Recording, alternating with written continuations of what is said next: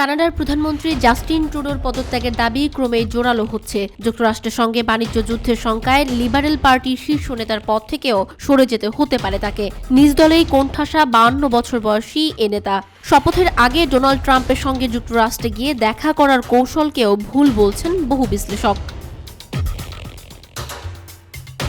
উচ্চ মূল্যস্ফীতি আর অর্থনৈতিক নানা টানাপোড়েনে গেল 2-1 বছরে জনপ্রিয়তা হ্রাস পায় কানাডার প্রধানমন্ত্রী জাস্টিন ট্রুডোর। দলেও কোণঠাসা হয়ে পড়েন। বিরোধীরা পদত্যাগের দাবি আগেই তুলেছিল, এবার নিজ দলের নেতারাই সরে যেতে বলছেন। এর আগেও তারা এমন দাবি জানান, তখন থেকেই যান ট্রুডো। তবে সোমবার অর্থমন্ত্রী ক্রিস্টিয়া ফ্রিল্যান্ড পদত্যাগ করলে ট্রুডোরও দায়িত্ব ছাড়ার দাবি জোরালো হয়।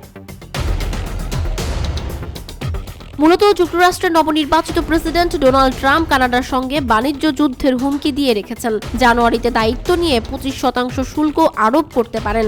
মেক্সিকোর মতো কানাডাকেও চাপে ফেলবেন ট্রাম্প, যা মিটমাট করতে যুক্তরাষ্ট্র ছুটে যান ট্রুডো। কিন্তু তাতেও কোনো কাজ হয়নি বলছেন খোদ দীর্ঘদিনের মিত্ররা।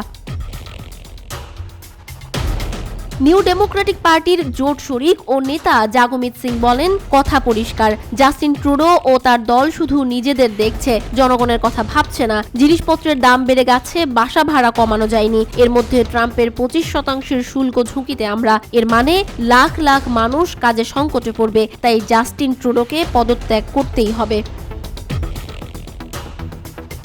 ইতিমধ্যে লিবারেল নেতা ডমিনিক লেবাংকে অর্থমন্ত্রীর দায়িত্ব দিয়েছেন ট্রুডো। তিনি বলেন, প্রধানমন্ত্রীর লক্ষ্য 2025 সালের অক্টোবরে পরবর্তী নির্বাচন না হওয়া পর্যন্ত দায়িত্ব চালিয়ে নেয়া। তবে পরিস্থিতি অনুকূলে রাখাই এখন চ্যালেঞ্জ। পুরো বিষয়টি নিয়ে পার্লামেন্টেও উত্তেজনা বিরাজ করে। কনজারভেটিভ নেতা পিয়ার পোলিয়েভ আবারও তুলে ধরেন কেন প্রধানমন্ত্রী থাকার অধিকার হারিয়েছেন একসময়ের তুমুল জনপ্রিয় ট্রুডো।